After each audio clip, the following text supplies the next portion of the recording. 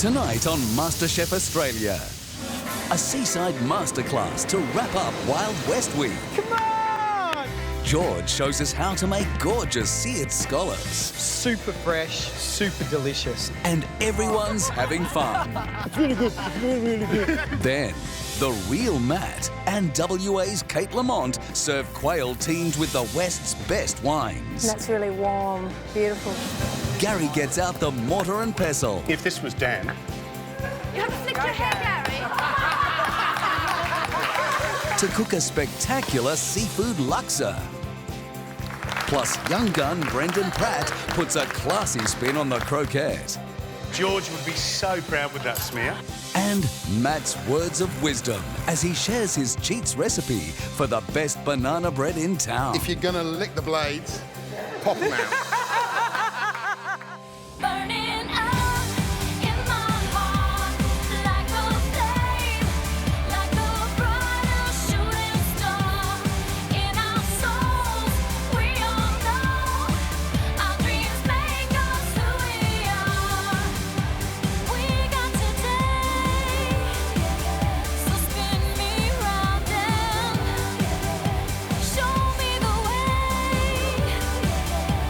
back to burning up in my heart like a flame, like a brighter shooting star.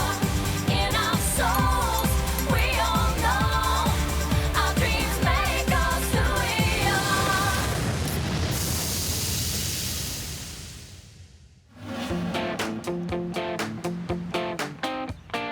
Ah, life's a beach.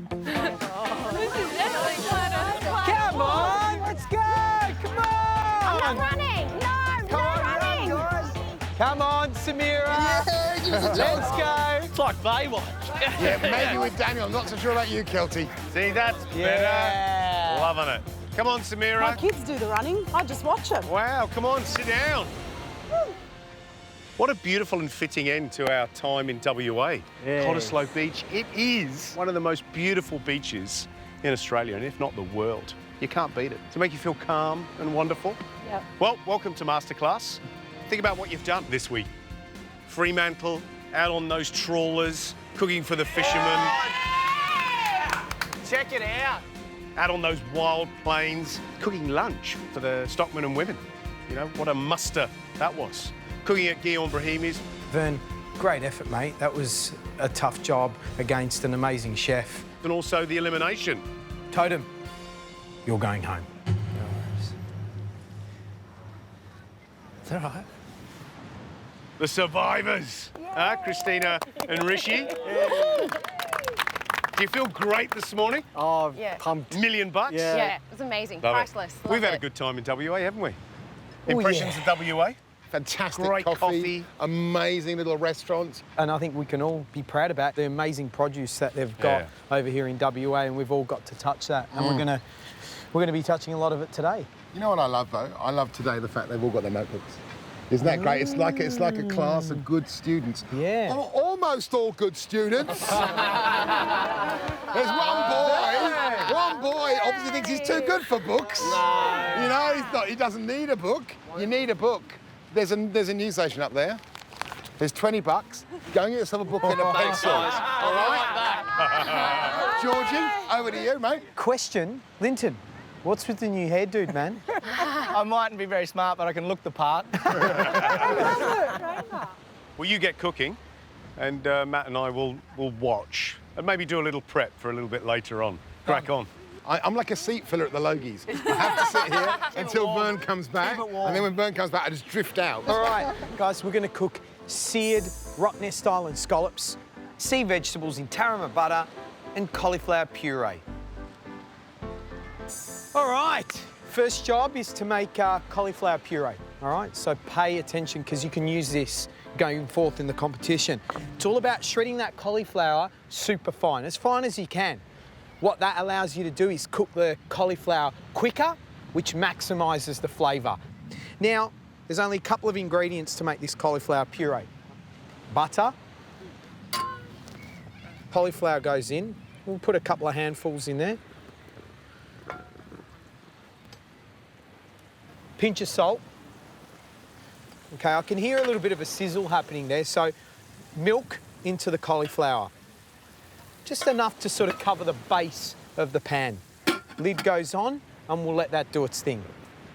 Right, next step is I'm going to show you guys how to shuck a scallop. Hey. Beautiful Rottnest Island scallops. I mean, this is, I think, quintessentially WA, and they are amazing. So scallop, palette knife, and we'll just tease the top of it. Don't like to use a sharp knife because it damages the scallop. You know, a simple butter knife is fine as well. It's all about being gentle. The minute you start forcing things because you're worried about getting it open is the minute you do damage to the scallop, all right? The scallop meat has this skirt around it, and what we want to do is release that off that top shell, all right? And then I slowly open it up, all right? Now, at this point, push the skirt meat into the middle of the scallop. Now, once I can see just underneath the scallop, I slowly put my palette knife underneath, and then there you have it. Beautiful. All right? Remove the skirt off the scallop. And we gently find the start of it by just sticking our finger in and around the muscle. And then it just cleanly pops out. Wow. We just wipe them clean if there's anything on it, and that's it. We set that aside for later to cook. Now, I made it. oh, Vern, you're back. Vern, we were worried about you. Thanks. Oh, that's beautiful, Vern. Where's my change? It was 20 bucks on the nose. Handcrafted. Hand, Vern, where's the 20 bucks receipt? on the hand covered. nose. I've got it for tax purposes. Yeah. Just check the cauliflower. See on the back of my spatula, when I press the cauliflower, it smashes up. That's ready to go. So, we've got our little liquidizer here. George, that's just a standard blender, isn't it? That's right. Cauliflower I take out of the pot. I just strain some of that milk off because if I put all the milk in, potentially might make it too runny. A little drizzle of olive oil.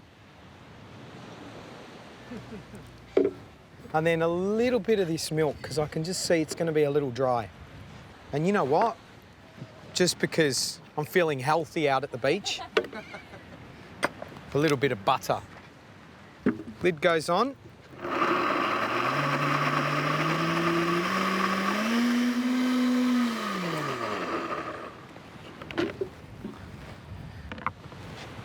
Taste. Alrighty, that is done. That is hunky-dory. We'll just take a bowl. Would you ever consider using a sieve, or is it just that? You know what? It's that pureed. Yeah. It doesn't need to be No passed. need. You need to pass this only if you haven't cooked the cauliflower enough. Yeah. All right? Okay. And it's got to be pristine white. So there it is, the cauliflower puree. Beautiful, silky smooth.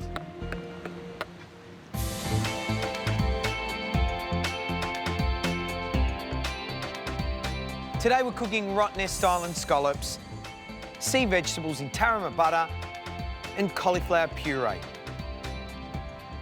Cauliflower done. Next job. We need to cook our scallops and our sea vegetables. So it's all about timing here, all right? We've got sea blight here, which is a yummy succulent. Sea banana, which look like little bananas. And samphire, or otherwise known as sea asparagus. Now, I've made a little tarama butter. It's basically salted white cod roe. What I've done is whipped it with butter, okay, and we're going to cook the vegetables in it. Now, 2 pans ready to go. Oil goes into both. High heat, that's the key. Scallops, season, last minute. Never season and leave, yeah? It's quite evocative, standing here listening to the waves crash the beach, hearing that noise, knowing that we're cooking scallops that were just pulled out of the water this morning out there. Cooking does not get any better, guys. Yeah. Next pan, sea vegetables. And these are really quick cooking on this. Sizzle, sizzle, sizzle, tarama butter. Little spoon, little bit more. If we don't have tarama butter, what else could we use in there? You can make your own, make an anchovy butter. Anchovy Yeah, butter. why not? Something salty. Sea blight, that goes in right at the last minute because I want to keep crunch. All right, little toss, toss, toss. Don't need to season this with salt. The tarama's salty enough. That goes onto a plate, ready for service, yeah? All right, our scallops are starting to take on some colour. Now, I pop a little bit of butter into the pan, some thyme leaves, just to flavour. All right, we turn. And we literally take out of the pan. Right, let's plate this baby up. Ooh, smear. I thought smears were out. We're out. Scallops. Look how big and fat they are. They're amazing. Super fresh, super delicious. These vegetables with that tarama butter. Oh my gosh. And then all that buttery goodness, I use that. So I've made a little muscat puree using muscatel grapes, port, and vinegar. And this will just add that lovely little bit of sweetness. And then finally, some garlic flowers. And you know what? Food should always look feminine and beautiful. You say all the right things, George. There you have it. Beautiful Rottnest Island scallops, sea vegetables in tarama butter and cauliflower puree. All right, shall we taste? Yes. Right, Carlington, come forward. Yes! Mate, with that haircut, here, come over here. Right. Oh! Ah! Here you go, Matt. Thank you. I'm so jealous right now. Absolutely. If he takes it, That's how it's done, Lynn. Straight in.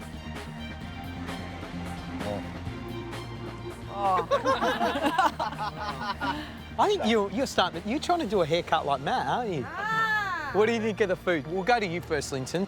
You know, I'm not too technical. Like, obviously, your scallops are amazing. You know, they're not overcooked. It's beautiful with the saltiness of the sea vegetables. Yeah. Combine it with the creaminess of that cauliflower. Nothing dominates the scallop. Everyone just supports that lovely toasty flavour you've got from the pan. Well, there you have it, guys. Well, we've got a special guest. Have we? And it's not Linton, amazingely. A special guest? Yeah. Thanks, George. No problem, mate. Rishi, come up here. Come up here. Oh, this is bad. Come on, Rishi. You know what I want. Wait a sec. Come on, in you go. Have you been dressing up as Matt? All right, let's see. Think it's right on. That's right. George dresses me every morning, so she'll be able to dress Rishi. Bring it, Rishi. There you go. Here. Right, taste it first. So now you go like this first.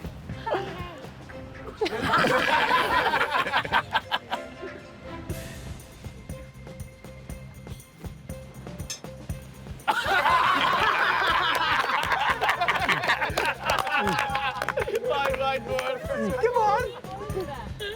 It's really good. It's really, really good. The acidity, the saltiness, the sweetness, fantastic. And now you know what's really good, George, is that throughout today's masterclass, I'm going to be bringing Rishi back to do you and also to do Gary. Because he has got a complete repertoire. Rishi, thank you very much indeed. You can just discard those somewhere.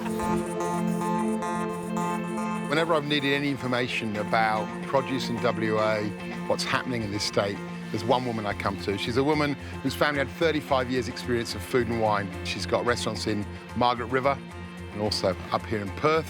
Kate Lamont is the queen of WA produce. Welcome, Kate. Thanks, Matt. Thanks, everyone.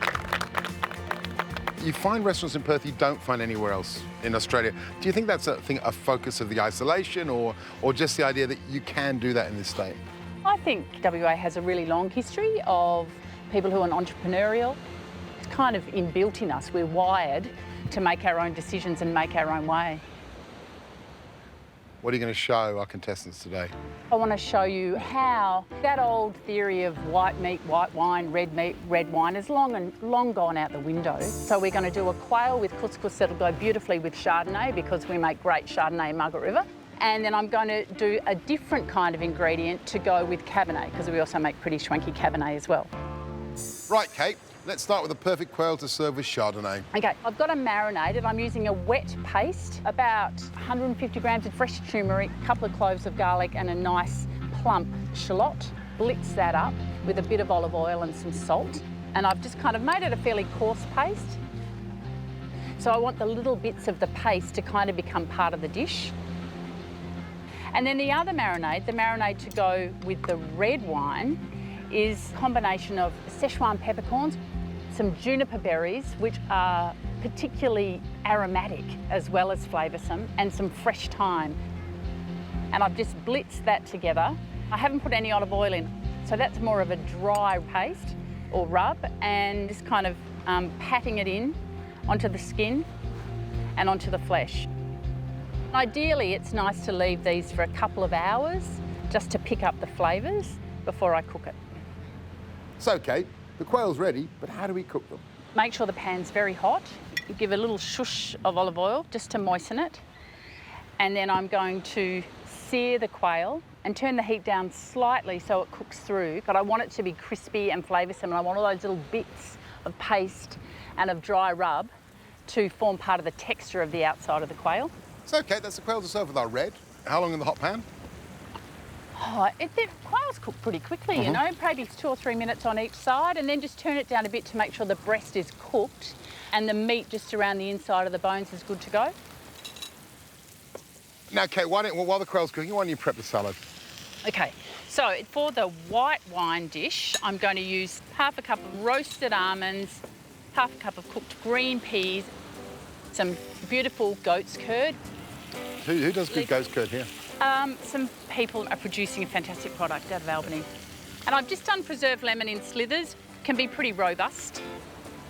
And then lots and lots of fresh dill, which I just want to pick. Fresh mint. And I'm just going to put a little bit of white wine vinaigrette. There's some really quite piquant olive oil. Would that be a local olive oil? It would actually. There's some fantastic oil grown out of just north of Gingin, and we also, of course, grow pretty good olive oil in Margaret River. So a bit of salt and pepper. It's about the layers of flavour. I'm trying to find flavours that will show the wine in its best light.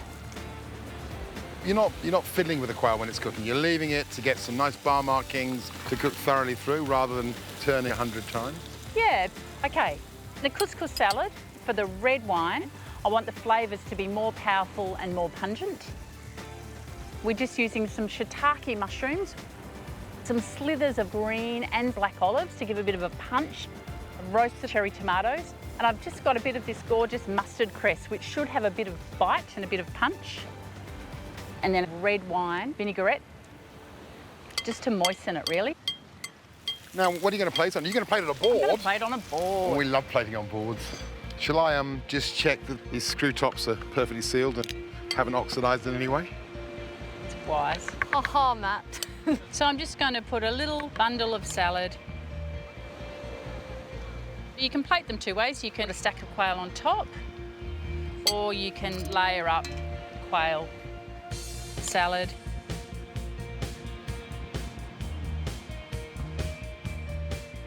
So, quail 2 ways. With Chardonnay, fresh turmeric, preserved lemon, and served with a salad with goat's curd, peas and roasted almonds. And quail with Cabernet, rubbed with Szechuan pepper, juniper and fresh thyme, and served with a salad with shiitake mushrooms, roast tomatoes and some mustard cress. Beautiful. Right, well, we need someone to taste this, and I reckon Liliana, come on. Thank you, Matt. You're the Western Australian girl. Now, Yum, they look amazing. soft wine first, Chardonnay first. Drink first. Wow. They've got very good manners in WA, I've noticed that. It's beautiful because you Bravo. get the preserved lemon in there. Goes with the wine. Yeah. Yeah. Now, haven't tasted the quail with the spice rub. Yep.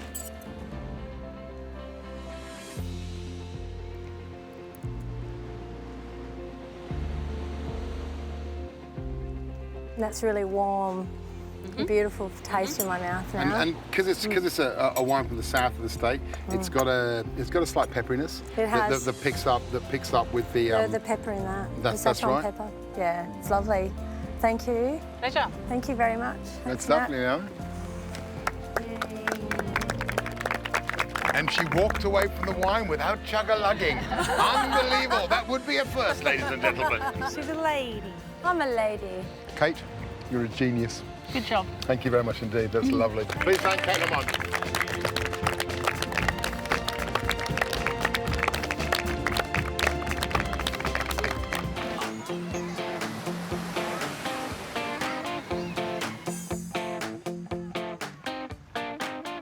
Welcome to Indiana Tea House on Cottesloe Beach, and probably the best view in Australia. I know you're looking at my beautiful silhouette, but if you look that way, what a sunset. Indian Ocean, sun just dropping down. I love it. What I'm going to cook for you today is one of my favourite things. I love curries, and this is going to be my take on a Laksa curry using the very finest Western Australian seafood. So first thing, we've got to make a spice paste. I need a volunteer to smash. Oh, come on. You want it, don't you? You want it bad. Set you up over here. Yep. Okay. So, yeah? Galangal? Galangal. Tough, like ginger, but it is incredibly fragrant. Catch? Right. Into the mortar and pestle, our hard ingredients first. Bit of lemongrass, bit of the galangal. Right, off you go. I like it that you're here, it's nice. It's great. I'm so at home. Pop the lemongrass in. And that's really fibrous, OK? It's going to take a bit of work. In the meantime, I'm going to slice 4 shallots. Keep it going. No pain, no gain. A couple of cloves of garlic. And these long red chilies, about 6. And because they're a mild chili, seeds and all, and that will give us a bit of kick in the paste. If you want to, you can take them out, no problem at all. You got all this to go, yeah? You're going to regret it. I'm telling you right now. You're going to go, I should never have volunteered. I'm going to give you a hand. I'm going to blend this because this is going to take you hours. I'm telling you right now. Thanks, Gary. Ideally, if that mortar and pestle was bigger, then you could just start chucking the shallots and the garlic on, and it'd be brilliant. But I'll give you a head start. I don't mind. Oh, this is hard. Come on, baby. 2 minutes to go. I like that. Go on, Neha.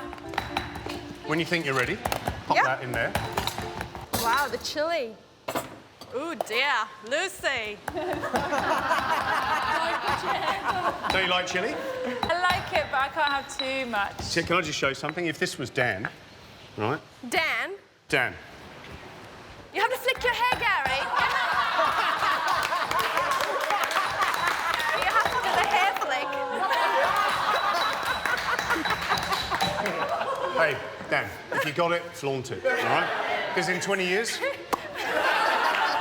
Right. I reckon that's close enough. So the galangal lemongrass pounded to glory, nice and smooth. Just a final little mix of that garlic, chili and shallots. Add a bit of vegetable oil, and that will just kind of bring it all together, and that's our chili paste done. Neha, do you know what? I reckon you're going to sit down now. You did a good job. Thanks. Right, next. As soon as we're next to the Indian Ocean, some beautiful seafood, all Western Australian. So what I've done is just prep that, and for this laksa, I'm basically using the prawn shells just to give a bit of flavour to that stock, OK? Into a hot pan, plenty of vegetable oil to get some colour. And then a couple of dry spices, and of course, blanchan. Oh. What it is, it's a dried shrimp paste, and it's really stinky, that once it goes into a dish, it gives you incredible saltiness and real depth of flavour, so it's really important. All right, so nice bit of colour. Got 2 tablespoons full of coriander, a good teaspoon of turmeric. In goes the blanchan. Just let it sizzle and break down, and that'll take about 30 seconds. You see that beautiful colour? Like already it smells absolutely delicious. In with the fresh curry paste. So we're going to fry that for a few seconds just to start releasing that flavour. And then I've got 800 mils of coconut cream. So what we've got here is the base, all right? And I want it to be balanced. So I want that classic Asian sweet, sour, salt and hot. We've got the chilli in there, that's the heat. We've got some of that funky saltiness already in there with the blanchan. The sweet is palm sugar, all right? And then I'm going to add the stock. I'm using 800 mils of chicken stock, not fish stock, because if you're reinforcing that blanchan with fish and then you've got prawns in there, it's going to be really strong for some people. So we'll let that cook for 40 minutes. Let those prawn heads do their thing. We want that flavour to seep out into that stock. The sun's going down. By the time we get there, that will be bang on. Time for dinner.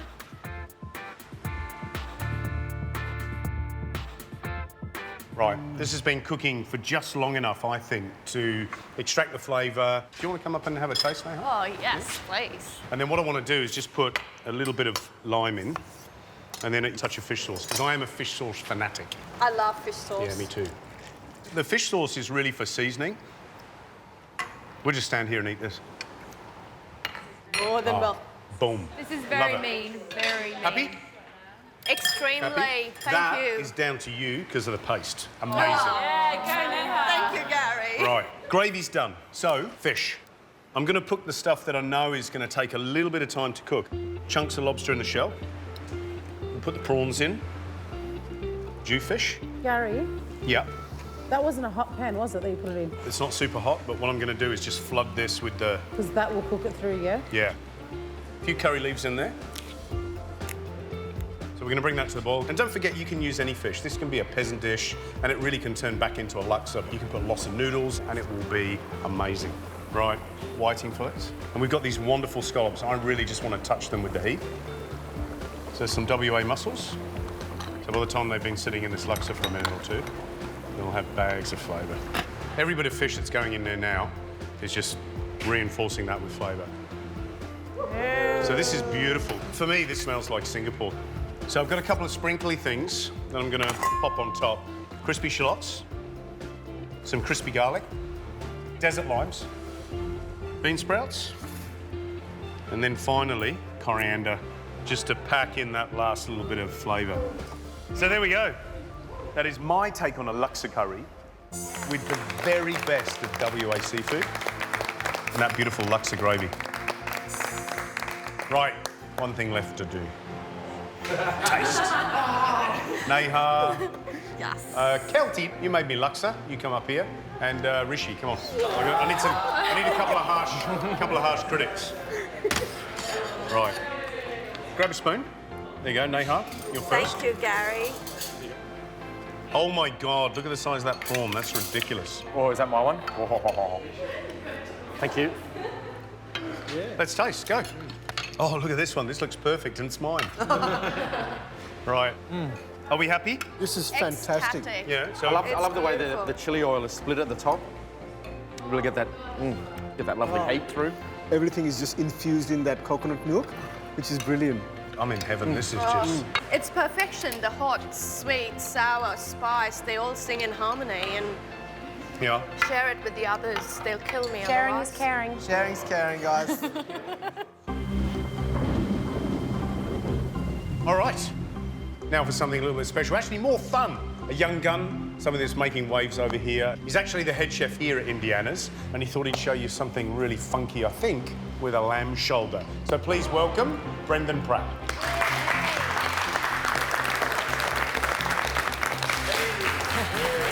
Hello. How are you? So you're the chef here? Yes. A newbie to it. You've been the head chef here for about 8 months, is that right? Yeah, that's correct, yeah. So the biggest challenges of being a young bloke doing a big job? It's pretty intense. I mean, it's my first time as a head chef as well, Yeah. so, you know, all the pressures of learning about how to run everything as well as trying to cook as well, so, yeah. Yeah. So anybody who wants to run a business, got to get to that bit first.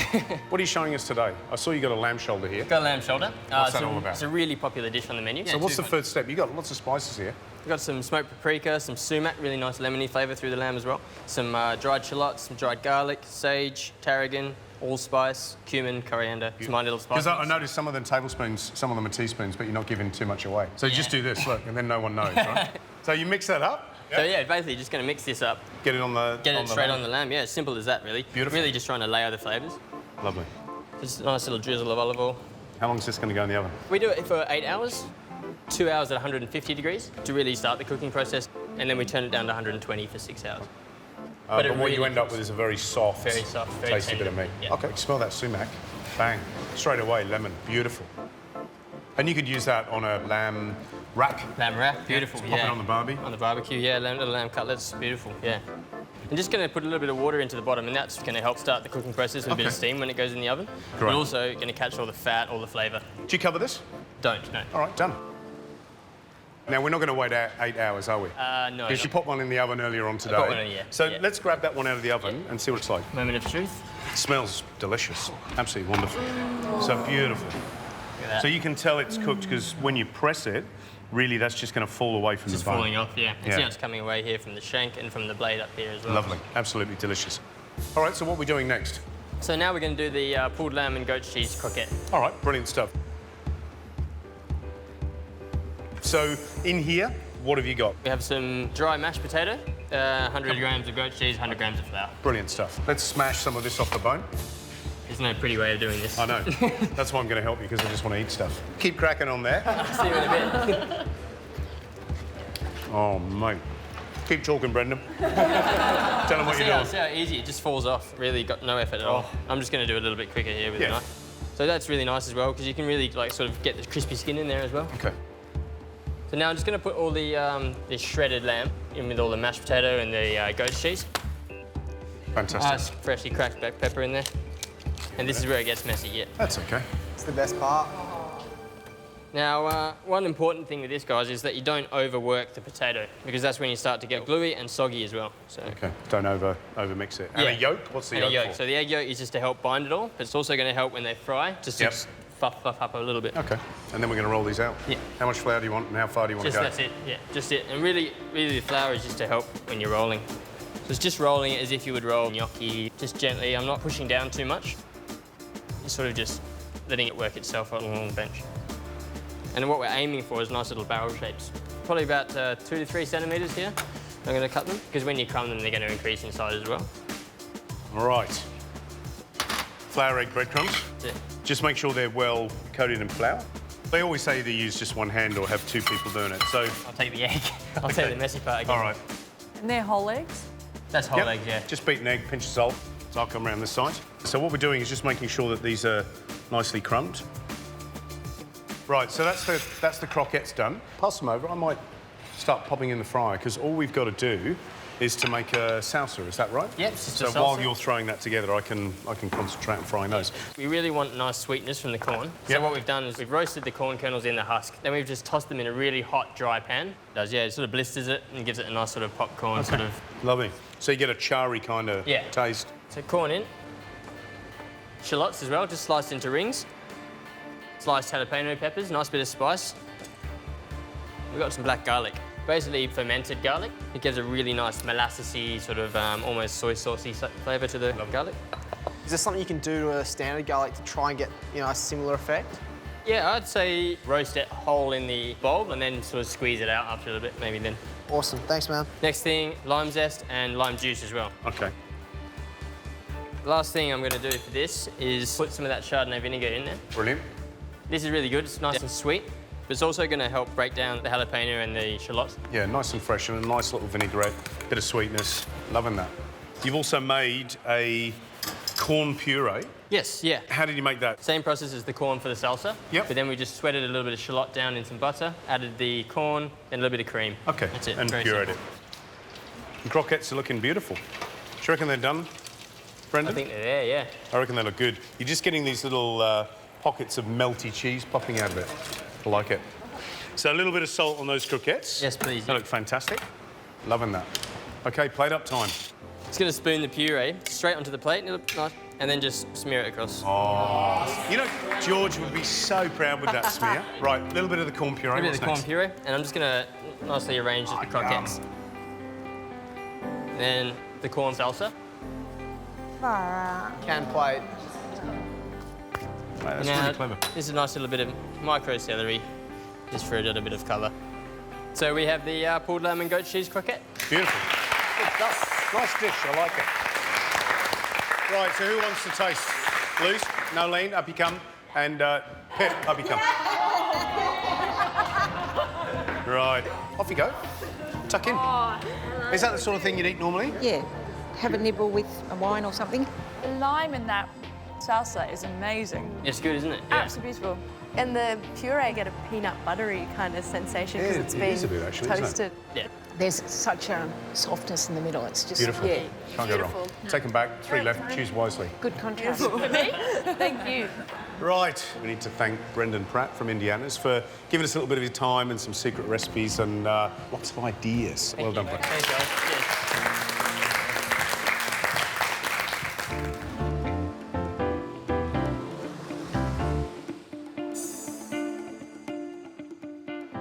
I've travelled around the world to talk to people about making banana bread. I have recipes, and I can tell you this is the simplest banana bread recipe you're ever going to see. And it's an absolute ripper. So should we start?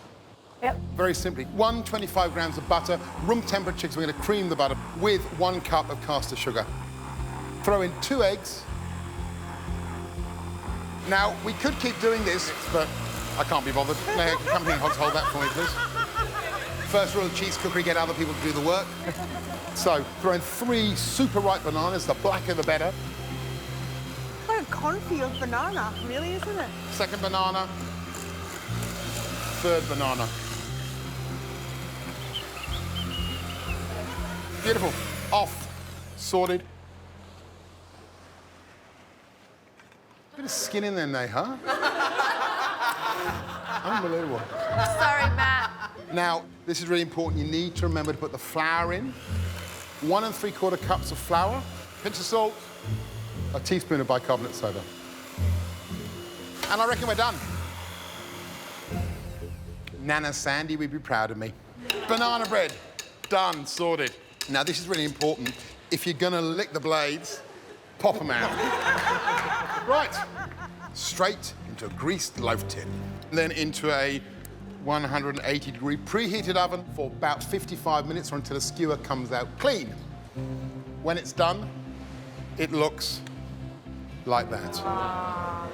Just pop it out of the tin and onto a cooling rack. There we are, one really, really simple cheats way of making banana bread. Now, this is a tip from Darren Purchase. That's the wonderful Bertrand Purchase, one of my favourite pastry chefs. Wrap your banana bread in plastic wrap when it's warm, and what it'll do, it'll sort of go slightly fudgy on the top. Right, plastic wrap off. Now we're going to top this with a simple maple syrup icing I made earlier and some salted pecan nuts. Now, maple syrup, bananas, pecans, flavours made in heaven. Obviously, I'd normally use a piping bag for this. Starting always in the middle with your icing, as you know, and making sure not to leave any fingerprints, because that's a fatal mistake. I'm just going to do that. It's done. Very rustic, very straightforward. Rule number 2, cheats and layabouts, is rustic is easy. So, pecans, strew them like George would there, like that, beautiful. Done. Oh, there we have 1 iced banana loaf. Suddenly quite fancy. Right, now, this is where it's really good to get the children involved, so I'll get George, Gary. Good job I wasn't asleep. That took ages, that banana bread. It does look good. Right, what do you want us to do, Dad? George? Yes, Chef? Could you chop those bananas into a little bit of a wedge and then fry them with 70 grams butter? Yep. Gary, I want you to make a spiced butterscotch. Butterscotch is as simple as 70 grams of butter, ½ a cup of brown sugar, 30 mils of spiced rum, reduced together. When they start to bubble, ½ a cup of cream. Oh, I'm so confused. You can't just... How are we going to garnish without the right numbers of bananas? How would you like them cut? I'd like to cut them to 1 centimetre dice, please. Yes, chef. You know the problem with this is you've been listening to him and it makes him worse. I'm doing a good job. No, Dad, Gary's doing a really good job. You're like my favourite son. George is like the prodigal one that we send away. To boarding school. To boarding school, and he doesn't come back. Right, so we're doing a little dessert-style banana breads, is that right? This is the same banana bread recipe, but baked in some muffin tins. Minimum fuss, maximum flavour. George, how those bananas going? You know, I think your new motto should be minimum fuss, maximum equipment. You use so much stuff. I know. You were supposed to be simple cooking. OK, bananas done, butterscotch done. George, away you go. Do you want me to plate it up? Of course, because you're the master. Make it look fancy, make it look glorious. George is going to show you how to plate it in a rock star manner.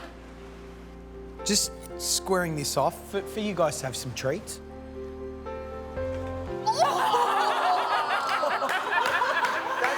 Lucy, you are a seagull. Now, did you do a smear earlier on? I saw you do a smear on the beach. It was not a smear, it was a schlick. Oh, slick. I changed it. As you know, he's banging things. That's what you do when you're a chef. What am I doing? I don't know. but it could actually finish a career. Some of this buttery goodness. And Gary, a little oat on the top. Yeah, little. Oh. Oh.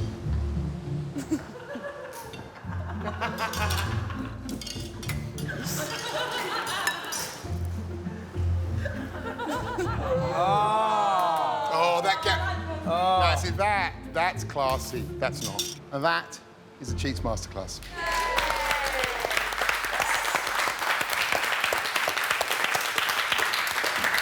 I think now there's only one thing left to do, and that is to get George and Gary up here to taste it. Rishi? Rishi? So who's going to taste first, Gary or George? Great presentation.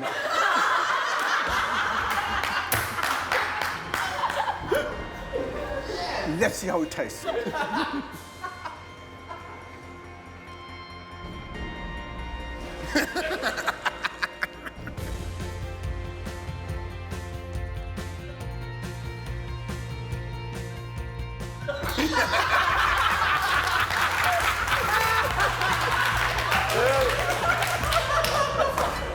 This is how you do it. This is how you do it. This is how you do it. You like that? Yeah.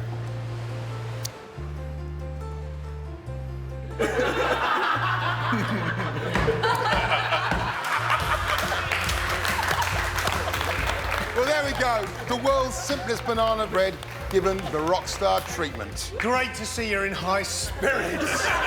What a brilliant week in WA, and wrapped up with an absolutely fun-packed masterclass. I mean, think about how many tips and tricks you picked up, not just from the three of us, but also Kate Lamont, thank you very much, and also Brendan Pratt from Indiana's. And I'm hearing the sound of the lapping waves, the Indian Ocean. Goodbye, WA. And on Monday, we'll see you back in the MasterChef kitchen. Next time, they're no strangers to surprises. This week is all about heaven and hell. But this one blows their minds. In the box from heaven, absolutely beautiful ingredients. The other box is the box from hell. And it's a high-risk gamble on which box to pick. What the hell? As they descend into culinary darkness. Linton, what is that? I'm really worried I've stuffed this up. What are you cooking? Raspberry sauce. Oh, yeah. Right now, I'm starting to get really worried. Who will end up in seventh heaven? Hungry today. And who will feel the fire of elimination's inferno? Pick your game up.